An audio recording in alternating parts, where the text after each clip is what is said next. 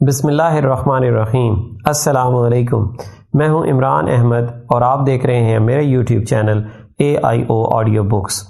آج میں آپ کی خدمت میں ڈیل کارنیگی کی کتاب how to stop worrying and start living کا اگلا حصہ لے کر آیا ہوں، تو چلیے شروع کرتے ہیں۔ تیسرا باب، فکر اور پریشانی کے نقصانات۔ جو تاجر فکر اور پریشانی کا مقابلہ کرنا نہیں جانتے وہ جوان مرتے ہیں۔ ایک مرتبہ شام کو میرے ہمسائے نے میرے مکان پر آ کر اصرار کیا کہ میں اپنے بال بچوں سمیت چیچک کا ٹیکہ لگواؤں۔ نیو یارک میں ہزاروں آدمیوں نے ٹیکہ لگانے کے لیے اپنی خدمات مفت پیش کر رکھی تھیں اور گھر گھر جا کر لوگوں کو ٹیکہ لگا رہے تھے۔ خوفزدہ لوگ ٹیکہ لگوانے کے لیے گھنٹوں قطار میں کھڑے رہتے۔ 2000 سے زیادہ ڈاکٹر اور نرسیں دن رات ٹیکہ لگانے کے کام میں لگے ہوئے تھے۔ اس ہیجان کی وجہ یہ تھی کہ نیو یارک میں 2 آدمی چیچک سے مر گئے تھے، یعنی 80 لاکھ آبادی میں صرف 2 آدمی اس بیماری کی وجہ سے ہلاک ہوئے تھے۔ میں 37 سال سے نیو یارک میں رہتا ہوں، لیکن آج تک کسی نے مجھے جذباتی امراض سے خبردار نہیں کیا، حالانکہ ان امراض کی وجہ سے 37 سال کے دوران چیچک کے مقابلے میں 10,000 گنا زیادہ نقصان ہوا ہے۔ اس خدمت کو میں سر انجام دے رہا ہوں اور آپ کے دروازے پر دستک دے کر آپ کو جذباتی امراض کے نقصانات سے آگاہ کر رہا ہوں۔ ڈاکٹر ایلکس، جنہوں نے فن طب میں نوبل انعام حاصل کیا، کہتے ہیں کہ جو تاجر غم کا مقابلہ کرنا نہیں جانتا جوانی ہی میں مر جاتا ہے۔ ڈاکٹر OF گوبر کا کہنا ہے کہ ڈاکٹر کے پاس جو مریض آتے ہیں، اگر وہ غم اور فکر سے نجات حاصل کر لیں تو ان میں سے 70% بغیر علاج کے صحت یاب ہو جائیں۔ اس کا ہرگز یہ مطلب نہیں کہ ان لوگوں کی بیماریاں محض خیالی ہوتی ہیں، انہیں بے شک تکلیف ہوتی ہے۔ میرا اشارہ بعض ایسے امراض کی طرف ہے جو اکثر و بیشتر فکر اور پریشانی کی وجہ سے لاحق ہوتے ہیں، مثلاً اعصابی بد ہضمی، مختلف قسم کے معدے کے زخم، دل کے فعل میں خرابی، بے خوابی، بعض اقسام کا سر درد اور چند اقسام کا فالج وغیرہ۔ بہت سے ڈاکٹروں نے اس بات کی تصدیق کی ہے کہ فکر اور پریشانی معدے میں زخم پیدا کر دیتی ہے۔ معدے کے یہ زخم آدمی کی جان لے سکتے ہیں۔ امریکہ کے مشہور اخبار لائف کے بیان کے مطابق مہلک امراض کی فہرست میں معدے کے زخموں کا 10واں نمبر ہے۔ حال ہی میں مجھے ڈاکٹر ہیرالڈ C. ہابین سے خط و کتابت کا اتفاق ہوا۔ ڈاکٹر ہابین میو ہسپتال میں کام کرتے ہیں۔ انہوں نے ڈاکٹروں کے ایک اجلاس میں ایک مضمون پڑھا تھا جس میں انہوں نے بتایا تھا کہ 176 تاجروں کا جب طبی معائنہ کیا گیا تو ان میں سے 1/3 سے زیادہ تاجر دل کے امراض، معدے کے زخموں یا بلڈ پریشر میں مبتلا تھے۔ ان تاجروں کی اوسط عمر 44 سال کے قریب تھی۔ انہیں یہ بیماریاں اعصابی تناؤ کی وجہ سے ہوئی تھیں۔ ذرا غور کریں کہ یہ تاجر 45 سال کی عمر کو پہنچنے سے پہلے ہی ان مہلک بیماریوں کا شکار ہو چکے تھے۔ کامیابی کی اس سے زیادہ کیا قیمت ادا کی جا سکتی ہے؟ ایسی کامیابی کا کیا فائدہ جو اپنی جان گنوا کر حاصل کیا جائے؟ دنیا کی تمام دولت حاصل کرنے کے بعد بھی آدمی ایک وقت میں ایک ہی بستر پر سوتا ہے اور دن میں 2 وقت روٹی کھاتا ہے۔ اینٹیں اٹھانے والا ایک مزدور بھی یہی کرتا ہے، اور غالباً امیر لوگوں کے مقابلے میں زیادہ گہری نیند سوتا ہے اور کھانے سے زیادہ لطف اٹھاتا ہے۔ میں صاف کہتا ہوں کہ 45 سال کی عمر میں اپنی صحت خراب کر کے کسی بڑے کارخانے کا مالک بننے کے بجائے اس بات کو ترجیح دوں گا کہ سڑک پر ساز بجا کر روزی کماؤں۔ اس بات سے مجھے یاد آیا کہ ایک بہت بڑا تاجر حال ہی میں کینیڈا کے ایک جنگل میں تفریح کے لیے چند قدم ہی چلا تھا کہ گر کر مر گیا۔ افلاطون نے کہا تھا کہ طبیب سب سے بڑی غلطی یہ کرتے ہیں کہ وہ طبیعت کی اصلاح کیے بغیر جسم کا علاج شروع کر دیتے ہیں، حالانکہ طبیعت، دماغ اور جسم ایک ہیں اور ان کو جدا نہیں کیا جا سکتا۔ موجودہ طب نے اس حقیقت کو اب 2300 سال کے بعد تسلیم کر لیا ہے۔ اس وقت میری میز پر ڈاکٹر ایڈورڈ پوڈولسکی کی ایک کتاب رکھی ہے جس میں فکر اور پریشانی کو جن امراض کا سبب بتایا گیا ہے ان میں امراض قلب، بلڈ پریشر، گنٹھیا، معدے کے امراض، نزلہ، غدودوں کی بیماریاں اور ذیابیطس شامل ہیں۔ فکر اور پریشانی ایسی چیز ہے جو بڑے سے بڑے پہلوانوں کو بیمار کر سکتی ہے۔ اس کا تجربہ جنرل گرانٹ کو امریکہ کی خانہ جنگی کے اختتام پر ہوا۔ ایک جنگی مارکے کے دوران وہ فکر اور پریشانی کی وجہ سے رات بھر چکروں اور سر درد کا شکار رہے، لیکن صبح جب انہیں یہ خبر پہنچی کہ مخالف جنرل نے ہتھیار ڈالنے اور اطاعت قبول کرنے کا وعدہ کیا ہے تو ان کا سر درد غائب ہو گیا اور وہ معجزانہ طور پر صحتیاب ہو گئے۔ ظاہر ہے کہ جنرل گرانٹ کو جو تکلیف لاحق ہوئی اس کی وجہ فکر، اعصابی تناؤ اور جذباتی کشمکش تھی۔ جو ہی انہیں فتح کی خبر پہنچی وہ صحتیاب ہو گئے۔ غم اور پریشانی تو ایسی چیزیں ہیں کہ ان کی وجہ سے اگر کسی تاجر کو ذیابیطس لاحق ہو اور بازار میں حصص کی قیمتیں گر جائیں تو اس کے پیشاب اور خون میں شکر کی مقدار یکا زیادہ ہو جاتی ہے۔ ڈاکٹر رسل ایل سیسل کا کہنا ہے کہ غم سے گنٹھیا اور نکرس بھی ہو جاتا ہے۔ انہوں نے اس بیماری کی مندرجہ ذیل وجوہات بتائی ہیں۔ نمبر 1 میاں بیوی کے گھریلو اختلافات، نمبر 2 مالی نقصان اور غم، نمبر 3 تنہائی اور غم، نمبر 4 عرصہ سے دل میں دبی ہوئی نفرت۔ اس بیماری کے پیدا ہونے کی اور بھی وجوہات ہیں لیکن ڈاکٹر سیسل نے صرف 2-4 وجوہات بتائی ہیں جو بہت عام ہیں۔ میرے ایک دوست مالی مشکلات کا شکار ہوئے تو ان کی بیوی نکرس میں مبتلا ہو گئیں۔ غم سے دانت بھی خراب ہو سکتے ہیں۔ ڈاکٹر ولیم کا کہنا ہے کہ جب غم، خوف اور نکتہ چینی کی وجہ سے آدمی کے دل میں ناخوشگوار جذبات پیدا ہوتے ہیں تو جسم میں کیلشیم کا تناسب بگڑ جاتا ہے اور دانتوں کی بیماریاں لاحق ہو جاتی ہیں۔ ایک مرتبہ میں علاج کی غرض سے ایک دوست کو فلاڈلفیا کے ایک مشہور ڈاکٹر کے پاس لے گیا۔ آپ کو معلوم ہے کہ ان کی دیوار پر کیا لکھا تھا؟ یہ بڑے بڑے الفاظ تھے تاکہ مریض بھی انہیں بآسانی پڑھ سکیں۔ لکھا تھا سکون اور تفریح، مذہبی اعتقاد، گہری نیند، موسیقی اور ہنسنا نہایت سکون بخش اور تفریحی قوتیں ہیں۔ خدا پر بھروسہ کرو، گہری نیند سو، عمدہ موسیقی سنو، زندگی کا مثبت اور مزاحیہ پہلو دیکھو، صحت، تندرستی اور راحت تمہاری ہو جائیں گی۔ مشہور ایکٹریس مرلے اوبرن نے مجھے بتایا کہ وہ کبھی فکر نہیں کرتی کیونکہ فکر سے اس کے حسن پر برا اثر پڑتا ہے۔ اس نے کہا کہ شروع میں مجھے کہیں کام نہیں ملتا تھا، جو تھوڑا بہت روپیہ میرے پاس تھا وہ ختم ہو گیا اور نوبت فاقوں تک پہنچ گئی۔ میں بہت پریشان رہنے لگی۔ بالآخر میں نے دل میں سوچا کہ کام تو کبھی نہ کبھی مل ہی جائے گا، لیکن اگر میں مسلسل فکر کرتی رہی تو میری سب سے قیمتی چیز یعنی میری صورت ضرور بگڑ جائے گی۔ جس قدر جلد غم سے عورت پر بڑھاپا آتا ہے کسی دوسری چیز سے نہیں آتا۔ فکر اور پریشانی حسن کو ضائع کر دیتی ہے اور چہرے کو بگاڑ دیتی ہے۔ چہرے پر جھریاں پڑ جاتی ہیں اور بعض اوقات بال سفید ہو جاتے ہیں یا گرنے لگتے ہیں۔ امریکہ میں اموات کا سب سے بڑا سبب دل کی بیماری ہے۔ دوسری جنگ عظیم میں 3 لاکھ آدمی ہلاک ہوئے، لیکن اسی زمانے میں دل کی بیماری سے 20 لاکھ جانیں ضائع ہوئیں۔ ان میں سے 10 لاکھ اموات دل کی ایسی بیماری کی وجہ سے ہوئیں جس کا سبب غم، پریشانی اور اعصابی تناؤ تھا۔ کھیتوں میں کام کرنے والے مزدوروں سے 20 گنا زیادہ ڈاکٹر مرتے ہیں کیونکہ ان کی زندگی اعصابی تناؤ کی حالت میں گزرتی ہے۔ اگر آپ کو زندگی سے محبت ہے، آپ بڑی عمر اور اچھی صحت کے خواہش مند ہیں، تو پھر ڈاکٹر الیکسس کیرل کے یہ الفاظ ہمیشہ یاد رکھیں: جو لوگ موجودہ شہری زندگی کے ہنگاموں میں اپنی طبیعت کو پرسکون رکھتے ہیں ان کو اعصابی امراض نہیں ہوتے۔ کیا آپ شہری زندگی کی پریشانیوں میں اپنی طبیعت کو پرسکون رکھ سکتے ہیں؟ جی ہاں، کیوں نہیں؟ ہم میں سے اکثر آدمی توقع سے زیادہ مضبوط ہوتے ہیں۔ تھورو نے اپنی لافانی کتاب والڈن میں لکھا ہے کہ شعوری کوشش سے اپنی زندگی کو بہتر بنانے کی جو صلاحیت انسان میں موجود ہے وہ بہت ہی حوصلہ افزا ہے۔ اگر انسان ثابت قدم رہے تو وہ کامیابی سے ضرور ہمکنار ہوتا ہے۔ مجھے یقین ہے کہ اگر آپ اس خطاب پر عمل کریں تو یقیناً فکر اور پریشانی سے خود کو محفوظ رکھ سکتے ہیں۔ اولگا کے جاروے سرطان کے مرض میں مبتلا تھیں۔ موت ان کے دروازے پر دستک دے رہی تھی۔ وہ جوان تھی اور مرنا نہیں چاہتی تھی۔ اس نے روتے ہوئے اپنے ڈاکٹر کو ٹیلی فون کیا۔ ڈاکٹر کو جب ان کی کیفیت کا اندازہ ہوا تو اس نے کہا، آلگا کیا بات ہے؟ کیا تم میں مقابلے کی ہمت نہیں؟ اگر تمہاری یہی حالت رہی تو تم ضرور مر جاؤ گی۔ مجھے معلوم ہے کہ تم مصیبت میں مبتلا ہو، لیکن تم کو چاہیے کہ حالات کا مقابلہ کرو اور فکر اور غم کو ترک کر دو۔ وہ کہتی ہیں کہ میں نے اسی وقت عہد کیا اور قسم کھائی کہ اب غم نہ کروں گی اور نہ ہی رہوں گی۔ اگر ذرا سا بھی امکان ہوا تو میں ضرور کامیاب ہو کر رہوں گی کیونکہ مجھے زندہ رہنا ہے اور میں زندہ رہوں گی۔ وہ بتاتی ہیں کہ ایکس رے کے ذریعے میرا علاج ہوتا رہا۔ اس دوران میں سوکھ کر کانٹا ہو چکی تھی، لیکن میں نے غم نہ کیا اور نہ کبھی روئی۔ میں ہمیشہ مسکراتی رہی، بلکہ خود پر جبر کر کے مسکراتی رہی۔ مجھے معلوم تھا کہ محض مسکرانے سے سرطان جیسا مرض دور نہیں ہو سکتا، لیکن مجھے یاد تھا کہ آسودگی اور خوشی کی ذہنی کیفیت کے ذریعے مرض کا مقابلہ کرنے میں بڑی مدد ملتی ہے۔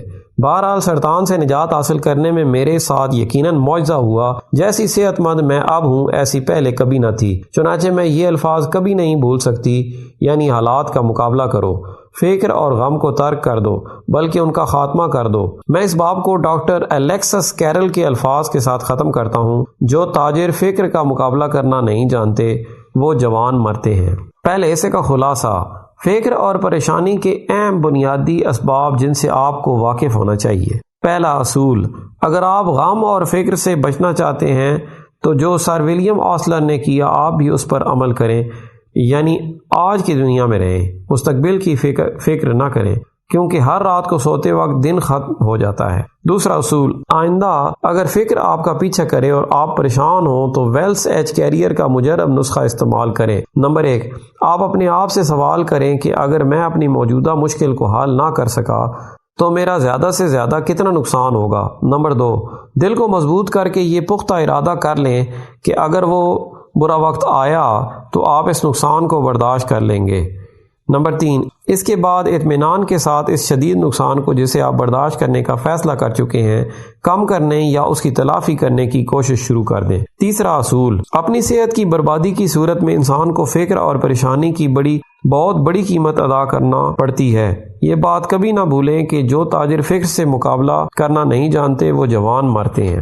فکر اور پریشانی کا مقابلہ کرنے کی ترکیب۔ چوتھا باب: غم اور فکر کا تجزیہ اور ان کا حل۔ اس کتاب کے پہلے حصے میں ویلس ایج کیریئر کا نسخہ بتایا گیا ہے۔ کیا یہ نسخہ ہمارے تمام غم اور فکر دور کر سکتا ہے؟ نہیں۔ یہ نسخہ ہماری تمام مشکلات کا حل نہیں۔ تو پھر ان مشکلات کو حل کرنے کی ترکیب کیا ہے؟ وہ ترکیب یہ ہے کہ جو بھی غم اور فکر ہو اس کا 3 حصوں میں تجزیہ کریں۔ اس ترکیب کی مدد سے آپ کے مسائل آسانی سے حل ہو جائیں گے۔ نمبر 1، غم اور فکر سے جن واقعات کا تعلق ہو ان کو معلوم کریں۔ نمبر 2، پھر ان واقعات کا تجزیہ کریں۔ نمبر 3، بالآخر ایک فیصلے پر پہنچیں اور اس فیصلے پر عمل کریں۔ بظاہر یہ باتیں آپ کو معمولی معلوم ہوں گی، لیکن یہ وہ باتیں ہیں جن پر حکیم ارسطاطالیس عمل کرتے تھے۔ پہلی بات کو لیجئے، یعنی غم اور فکر سے جن واقعات کا تعلق ہو ان کو معلوم کریں۔ یہ اس لیے کہ جب تک آپ کو تمام واقعات معلوم نہیں ہوں گے آپ مسئلے کو حل نہیں کر سکیں گے۔ کولمبیا یونیورسٹی کے ڈین ہربرٹ ای ہاکس کہتے ہیں کہ اکثر لوگوں کی یہ عادت ہوتی ہے کہ وہ مسئلے کا وقت سے پہلے ہی فیصلہ کرنے کی کوشش شروع کر دیتے ہیں۔ وہ کہتے ہیں کہ میرا طریقہ یہ ہے کہ اگر مجھے منگل کے دن کسی مسئلے سے نمٹنا ہوتا ہے تو جب تک منگل کا دن نہیں آ جاتا میں اس مسئلے کا فیصلہ کرنے کا خیال دماغ میں نہیں آنے دیتا۔ اس دوران میں اپنے مسئلے سے متعلق تمام حقائق اور واقعات جمع کرتا رہتا ہوں اور اپنی تمام تر توجہ غیر جانبداری سے واقعات جمع کرنے پر صرف کرتا ہوں۔ میں نہ فکر کرتا ہوں نہ میری بھوک غائب اور نیند اجاٹ ہوتی ہے۔ جب منگل کا دن آ جاتا ہے اور میرے پاس تمام واقعات جمع ہو جاتے ہیں تو مسئلے کا حل خود بخود سامنے آ جاتا ہے۔ لیکن ہم میں سے اکثر لوگ کیا کرتے ہیں؟ اول تو ہم واقعات کی طرف توجہ ہی نہیں دیتے، اور اگر توجہ دیتے بھی ہیں تو صرف ان واقعات کو لیتے ہیں جو ہماری قائم کردہ رائے کے عین مطابق ہوتے ہیں، باقی تمام واقعات کو نظر انداز کر دیتے ہیں۔ آندرے مارائے نے لکھا ہے کہ ہر وہ چیز جو ہماری خواہشات کے مطابق ہوتی ہے ہمیں سچ دکھائی دیتی ہے، اور جو چیز ہماری خواہش کے مطابق نہیں ہوتی ہمیں اس پر غصہ آ جاتا ہے۔ یہی وجہ ہے کہ ہمیں اپنے مسائل کو حل کرنے میں دشواری پیش آتی ہے۔ حساب کا سوال حل کرتے وقت تو ہم 2 اور 2 کو 4 کے برابر لکھتے ہیں، لیکن اپنے مسائل کا حل سوچتے ہوئے ہم 2 اور 2 کو 5 کے برابر، بلکہ بعض اوقات 2 اور 2 کو 500 کے برابر بنانے کی کوشش کرتے ہیں۔ ہماری زندگی اسی وجہ سے جہنم بن جاتی ہے کہ ہم غیر جانبداری سے نہیں سوچتے۔ اس کا حل یہ ہے کہ ہم غیر جانبداری سے سوچیں اور سوچتے وقت اپنے جذبات کو دور رکھیں۔ چنانچہ واقعات کی تلاش غیر جانبدار اور خالی ذہن ہو کر کرنی چاہیے۔ ڈین ہاکس کہتے ہیں کہ میں ہمیشہ 2 باتوں پر ضرور عمل کرتا ہوں۔ نمبر 1، جب واقعات تلاش کرتا ہوں تو یوں تصور کرتا ہوں کہ جیسے میں یہ واقعات اپنے لیے نہیں بلکہ کسی اور شخص کے لیے جمع کر رہا ہوں۔ اسی طرح میں بالکل غیر جانبداری سے واقعات جمع کرتا ہوں۔ نمبر 2، خود کو ایک وکیل تصور کرتا ہوں جو موافق اور مخالف دونوں قسم کے واقعات کو اپنی بحث کے لیے جمع کرتا ہے۔ جو واقعات اس کے مقدمے کے لیے سازگار نہیں ہوتے ان کو بھی جمع کرتا ہے۔ وہ کہتے ہیں کہ اس کے بعد میں ایک وکیل کی طرح اپنے مقدمے کے موافق اور مخالف تمام واقعات کو قلم بند کرتا ہوں۔ عام طور پر ایسا ہوتا ہے کہ انتہائی موافق اور انتہائی مخالف واقعات کے درمیان کہیں نہ کہیں مجھے اپنے مسئلے کا حل مل جاتا ہے۔ واقعات سامنے نہ ہوں تو دنیا کی بڑی سے بڑی عدالت بھی کوئی فیصلہ نہیں دے سکتی۔ لہٰذا مسائل کو حل کرنے کے لیے ہمیں ڈین ہاکس کی پیروی کرنی چاہیے، یعنی جب تک غیر جانبداری سے اپنے مسئلے کے بارے میں تمام واقعات جمع نہ کر لیں اس وقت تک اپنے مسئلے کو حل کرنے کی کوشش نہ کریں۔ لیکن اگر ہم ڈھیروں واقعات جمع کرنے کے بعد ان کا تجزیہ نہ کر سکیں اور کسی فیصلے پر نہ پہنچ سکیں تو ہماری یہ کوشش بیکار ثابت ہوگی۔ مجھے بہت نقصان اٹھانے کے بعد معلوم ہوا کہ واقعات کو قلم بند کرنے کے بعد ان کا تجزیہ کرنے میں آسانی رہتی ہے۔ چنانچہ کاغذ پر واقعات کو لکھ لینا اور اپنے مسئلے کو صاف صاف لفظوں میں تحریر کر لینا ایک اچھی عادت ہے۔ چارلز کیٹرنگ کہتے ہیں کہ اگر مسئلے کو اچھی طرح بیان کیا جائے تو وہ نصف حل ہو جاتا ہے۔ گیلن لچفیلڈ کو میں برسوں سے جانتا ہوں۔ وہ امریکہ کے تاجر ہیں اور مشرق بعید میں ان کا بہت بڑا کاروبار ہے۔ ایک مرتبہ انہوں نے میرے ہاں قیام کے دوران مجھے بتایا کہ 1942 میں جب جاپانی شنگھائی میں داخل ہوئے تو میں وہاں ایک انشورنس کمپنی کا مینیجر تھا۔ جاپانیوں نے ہمارے دفتر میں جاپانی امیر البحر کو لیکویڈیٹر مقرر کر دیا۔ اس نے کاروبار بند کرنے کا حکم دیا۔ جاپانیوں کے کسی حکم کی خلاف ورزی کا مطلب موت تھا۔ میں نے جاپانی امیر البحر کو $7.5 لاکھ مالیت کے مطابق ایسے کاغذات نہیں دکھائے جن کا تعلق ہمارے شنگھائی کے کاروبار سے نہیں تھا۔ مجھے خوف رہنے لگا کہ اگر جاپانیوں کو اس بات کا علم ہو گیا تو وہ مجھے سخت عذاب میں مبتلا کر دیں گے۔ بدقسمتی سے جاپانیوں کو جلد ہی اس بات کا علم ہو گیا۔ اس وقت میں دفتر میں نہیں تھا۔ مجھے اطلاع پہنچی کہ جاپانی امیر البحر انتہائی غصے میں ہے۔ مجھے اپنا بھیانک انجام سامنے نظر آ رہا تھا۔ اگر اپنی مشکلات کو حل کرنے کا راز مجھے معلوم نہ ہوتا تو میں یقیناً سخت پریشان ہو جاتا۔ میں نے اپنے پرانے طریقے پر عمل کیا، اپنا ٹائپ رائٹر لیا اور 2 سوال ٹائپ کیے۔ نمبر 1، مجھے کس بات کی فکر ہے؟ نمبر 2، میں اس کا کیا علاج کر سکتا ہوں؟ پہلے سوال کا میں نے یہ جواب ٹائپ کیا: مجھے اس بات کی فکر ہے کہ کل میں جیل خانے بھیج دیا جاؤں گا جہاں مجھے بھیانک اذیتیں دی جائیں گی۔ اب میں دوسرے سوال کی طرف متوجہ ہوا: میں اس کا کیا علاج کر سکتا ہوں؟ گھنٹوں غور کرنے اور ٹائپ کرنے کے بعد 4 تدبیریں اور ان کے نتائج سمجھ میں آ سکے۔ نمبر 1، جاپانی امیر البحر کو جو انگریزی نہیں جانتا تھا، کسی شخص کی مدد سے اصل واقعہ سمجھانے کی کوشش کر سکتا ہوں۔ لیکن چونکہ امیر البحر انگریزی نہیں جانتا، اس لیے ہو سکتا ہے کہ اسے غصہ آ جائے اور مجھے زندگی سے ہاتھ دھونے پڑے۔ نمبر 2، میں فرار ہونے کی کوشش کر سکتا ہوں، لیکن یہ ناممکن ہے کیونکہ جاپانی ہر وقت مجھ پر نگاہ رکھتے ہیں۔ اگر میں نے یہ حرکت کی تو وہ مجھے گولی مار دیں گے۔ نمبر 3، میں اپنے گھر میں رہوں اور دفتر نہ جاؤں، لیکن اس سے جاپانی امیر البحر کو شک ہوگا۔ وہ آدمی بھیج کر مجھے بلائے گا اور ہو سکتا ہے کہ سیدھا جیل خانے بھیج دے۔ نمبر 4، میں حسب معمول صبح کو دفتر جاؤں۔ شاید جاپانی امیر البحر کاموں میں ایسا مصروف ہو کہ اسے معاملے کا خیال ہی نہ آئے، اور اگر خیال آئے بھی تو ممکن ہے اس وقت تک اس کا غصہ ٹھنڈا ہو چکا ہو۔ اگر ایسا ہوا تو بہت اچھا ہوگا، لیکن اگر اس نے معاملے کو فراموش نہ کیا تو بھی موقع ہوگا کہ میں اسے اپنی بات سمجھا سکوں۔ مجھے صبح کے وقت دفتر اس انداز سے جانا چاہیے جیسے میں نے کوئی غلطی نہ کی ہو۔ اس طرح مجھے جیل سے بچنے کے 2 موقع حاصل ہوں گے۔ ان 4 باتوں پر اچھی طرح غور کرنے کے بعد مجھے چوتھی صورت زیادہ معقول محسوس ہوئی اور میرے دماغ سے ایک بڑا بوجھ اتر گیا۔ دوسرے دن صبح کو میں دفتر پہنچا تو جاپانی امیر البحر موجود تھا۔ اس کے منہ میں سگریٹ تھا۔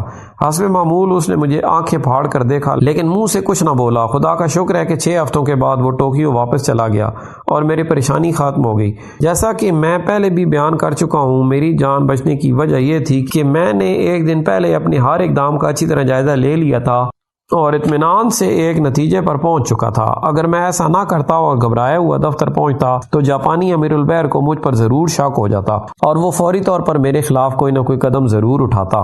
کسی مسئلے کے بارے میں مستقل رائے قائم کرنا اور کسی نتیجے پر پہنچنا بہت مفید ہوتا ہے۔ دیوانوں کی طرح دائرے میں چکر لگانے سے صرف اعصابی تکلیف ہی ملتی ہے۔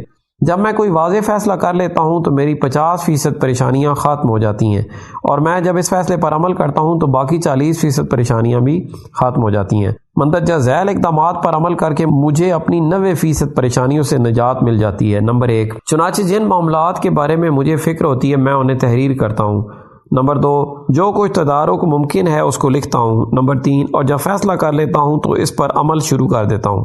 گیلن لچفیلڈ بتاتے ہیں کہ میری کامیابی اسی طریقہ کار پر عمل کرنے میں مضمر ہے۔ یوں تو مندرجہ بالا 4 باتیں بڑی اہم ہیں، لیکن تیسری بات کی اہمیت سب سے بڑھ کر ہے، یعنی عملی طور پر کچھ کرو، کیونکہ اگر آپ اپنے فیصلے پر عمل نہیں کریں گے تو واقعات جمع کرنا اور ان کا تجزیہ کرنا بیکار ہوگا۔ ولیم جیمز کہتے ہیں کہ جب فیصلے پر پہنچ جاؤ اور اس پر عمل کرنا ضروری ہو تو نتائج سے قطعی بے فکر ہو جاؤ، یعنی جب احتیاط سے کسی نتیجے پر پہنچ جاؤ تو اس پر عمل شروع کر دو، رک کر اس پر دوبارہ غور نہ کرو اور نہ ہی مڑ مڑ کر پیچھے دیکھو۔ ایک معروف تاجر ویٹ فلپس سے جب میں نے پوچھا کہ وہ اپنے فیصلوں کو کس طرح عملی جامہ پہناتے ہیں تو انہوں نے کہا، میرا تجربہ ہے کہ اگر ہم اپنے مسائل پر ایک حد سے زیادہ غور کرتے رہیں اور اسی چکر میں پڑے رہیں تو دماغ میں پراگندگی اور پریشانی پیدا ہونے لگتی ہے اور مزید غور کرنے سے نقصان ہو جاتا ہے۔ ہر معاملے میں ایک مرحلہ ایسا آتا ہے جب فیصلہ کر کے اس پر عمل کرنا چاہیے اور پیچھے مڑ کر نہیں دیکھنا چاہیے۔ فکر اور پریشانی کا مقابلہ کرنے کی ترکیب۔ 5واں باب، 50% تجارتی پریشانیاں دور کرنے کا طریقہ۔ لیون شمکن امریکہ میں ایک مشہور مطبعے کے منتظم ہیں۔ آپ ان کی کہانی ان کی اپنی زبانی سنیے۔ 15 برس سے میرا آدھا دن اپنے ماتحتوں کے ساتھ اس صلاح مشورے میں صرف ہوتا کہ فلاں کام کریں یا نہ کریں، لیکن ہم کسی واضح نتیجے پر نہیں پہنچتے، حتیٰ کہ تھک کر چور ہو جاتے۔ ان حالات میں اگر کوئی ہمیں کہتا کہ ایک ایسی ترکیب موجود ہے جس کی مدد سے تجارتی الجھنوں میں 3/4 کمی ہو سکتی ہے تو میں اسے پاگل قرار دیتا، لیکن ایک روز میں نے خود ہی ایسی ترکیب دریافت کی جس سے نہ صرف اعصابی تناؤ کم ہوا بلکہ کاروبار کی 75% الجھنیں بھی ختم ہو گئیں۔ وہ راز یہ ہے، نمبر 1، ہمارے ہاں 15 سال سے یہ طریقہ رائج تھا کہ صلاح مشورے کے موقع پر پوری رپورٹ پڑھی جاتی تھی جس میں تفصیل کے ساتھ نقائص اور خرابیوں کا ذکر کیا جاتا تھا اور آخر میں یہ سوال ہوتا تھا کہ اب ہم کیا کریں۔ میں نے اس طریقہ کار کو فوری طور پر ختم کر دیا۔ نمبر 2، میں نے ایک نیا طریقہ شروع کیا کہ جو شخص ہم لوگوں کے سامنے کوئی مسئلہ پیش کرنا چاہے، پہلے وہ اس مسئلے کے متعلق 4 سوالوں کے جواب لکھ کر لائے اور یہ جواب ہمارے سامنے پیش کرے۔ پہلا سوال، مسئلہ کیا ہے؟ ہم کئی گھنٹے دماغ سوزی کرتے تھے، تب جا کر پتہ چلتا تھا کہ اصل مسئلہ کیا ہے۔ دوسرا سوال، اس مسئلے کے پیدا ہونے کی وجہ کیا ہے؟ پہلے ہم اپنا بہت سا قیمتی وقت اس بات پر غور کرنے میں برباد کر دیتے تھے کہ اس مسئلے کے پیدا ہونے کی وجہ کیا ہے۔ تیسرا سوال، یہ مسئلہ کس طرح حل ہو سکتا ہے؟ پہلے یہ ہوتا تھا کہ جب ایک شخص مسئلے کے حل کا طریقہ بتاتا تھا تو دوسرا اس سے بحث مباحثے میں الجھ جاتا تھا اور کوئی نتیجہ نہیں نکلتا تھا، اور نہ ہی اس بحث مباحثے کا کوئی تحریری ریکارڈ ہوتا تھا جو آئندہ کام آ سکے۔ چوتھا سوال، آپ کے پاس اس مسئلے کا کیا حل ہے؟ میرے پاس صلاح مشورے کے لیے ایسے لوگ آتے تھے جو مسئلے پر گھنٹوں غور کرنے کے بعد خود بھی دماغی الجھن میں مبتلا ہوتے تھے۔ وہ مسئلے پر دماغ سوزی کرتے تھے لیکن مسئلے کو حل کرنے کے لیے جو تدبیریں ان کے ذہن میں آتی تھیں ان کو لکھ کر نہیں لاتے تھے، اس لیے مسئلے کا کوئی حل سامنے نہیں آتا تھا۔ اب میرے ماتحت شاذ و نادر ہی میرے پاس اپنی مشکلات لے کر آتے ہیں۔ انہیں معلوم ہے کہ انہیں پہلے ان 4 سوالوں کے جواب تیار کرنے ہیں۔ جب وہ ان سوالوں کے جواب تیار کرتے ہیں تو مسئلہ بالکل واضح ہو جاتا ہے اور اس کا حل انہیں خود بخود معلوم ہو جاتا ہے اور میرے پاس آنے کی ضرورت باقی نہیں رہتی۔ بالفرض انہیں میرے پاس مشورے کے لیے آنا بھی پڑے تو وہ پہلے سے ان 4 سوالوں کے جواب تیار کر کے آتے ہیں، اس لیے مسئلے کا قطعی حل پہلے کے مقابلے میں بہت جلد سامنے آ جاتا ہے کیونکہ ہماری گفتگو قاعدے سے شروع ہوتی ہے اور دلائل سامنے رہتے ہیں۔ امریکہ میں بیمہ کے کاروبار میں فرینک بیٹگر کا نام بہت ممتاز ہے۔ وہ بتاتے ہیں کہ ایک وقت تھا کہ میں مایوس ہو کر بیمے کا کاروبار بالکل چھوڑ دینا چاہتا تھا، لیکن پھر میں نے طے کیا کہ میں یہ معلوم کروں گا کہ میرا اصل مسئلہ کیا ہے۔ نمبر 1، جب میں نے غور کیا تو معلوم ہوا کہ محنت اور دوڑ بھاگ کے مقابلے میں آمدنی بہت کم ہوتی تھی۔ نمبر 2، میں نے غور کیا کہ اس مسئلے کا کوئی علاج ہے تو معلوم ہوا کہ 70% لوگ ایسے تھے جو پہلی ملاقات میں ہی بیمہ کرانے پر آمادہ ہو جاتے تھے، 23% لوگ دوسری ملاقات میں بیمے پر آمادہ ہو جاتے، صرف 7% لوگ وہ تھے جو چکر لگواتے اور بہت محنت کے بعد بیمہ کروانے پر آمادہ ہوتے۔ مطلب یہ ہوا کہ میں اپنے وقت کا نصف حصہ اپنے کاروبار کے 7% حصے پر ضائع کر رہا تھا۔ نمبر 3، میں نے طے کیا کہ میں اپنا دماغ اس وقت ان 7% لوگوں پر ضائع نہیں کروں گا، چنانچہ میں نے دوسری ملاقات کے بعد مزید ملاقاتوں کا سلسلہ بند کر دیا اور اس طرح جو وقت بچنے لگا وہ میں نے نئے گاہکوں کی تلاش میں صرف کرنا شروع کر دیا۔ اس طرح میرے کاروبار میں بے حد اضافہ ہو گیا اور میں بے شمار پالیسیاں فروخت کرنے لگا۔ واضح رہے کہ یہ وہی فرینک بیٹگر ہیں جو بیمے کے کاروبار کو ہی ترک کرنا چاہتے تھے۔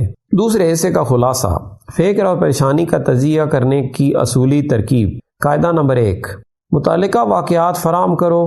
دنیا میں جس قدر فکریں اور پریشانیاں ہیں ان کے نصف حصے کی اصل وجہ یہ ہے کہ لوگ یہ معلوم کیے بغیر کہ اپنے فیصلے کی بنیاد کس شے پر رکھیں فیصلہ کرنے کی کوشش شروع کر دیتے ہیں۔ قاعدہ نمبر 2، تمام واقعات کا احتیاط سے جائزہ لینے کے بعد کسی فیصلے پر پہنچو۔ قاعدہ نمبر 3، جب فیصلہ کر لو تو اس پر عمل شروع کر دو اور یہ نہ سوچو کہ نتیجہ کیا نکلے گا۔ قاعدہ نمبر 4، جب کسی مسئلے کے بارے میں فکر اور پریشانی ہو تو مندرجہ ذیل سوالات لکھ کر ان کے جواب لکھیں۔ نمبر 1، معاملہ کیا ہے؟ نمبر 2 اس معاملے کے پیدا ہونے کی وجہ کیا ہے؟ نمبر 3 اس معاملے کا ممکنہ علاج کیا ہے؟ نمبر 4 اس کا بہترین حل کیا ہے؟ خلاصہ، اس کتاب سے پورا فائدہ اٹھانے کے 9 طریقے۔ نمبر 1، اپنے اندر یہ گہری خواہش پیدا کریں کہ آپ فکر اور پریشانی کو ختم کر کے رہیں گے۔ نمبر 2، ہر باب کو ایک بار پڑھنے کے بعد دوبارہ پڑھیں اور پھر آگے بڑھیں۔ نمبر 3، پڑھتے وقت اکثر رکیں اور اپنے آپ سے پوچھیں کہ آپ ہر مشورے کو کس طرح کام میں لا سکتے ہیں۔ نمبر 4، جو مشورہ آپ کو اس کتاب میں پسند آئے اس کے نیچے لکیر لگائیں۔ نمبر 5، مہینے میں ایک بار اس کتاب کو اپنی درسی کتاب کی طرح دیکھیں۔ نمبر 6، اس کتاب کو ایک درسی کتاب سمجھتے ہوئے اس میں بیان کیے گئے اصولوں کو ہر موقع پر استعمال کریں، اس طرح آپ کی روزمرہ کی مشکلات حل ہونے میں مدد ملے گی۔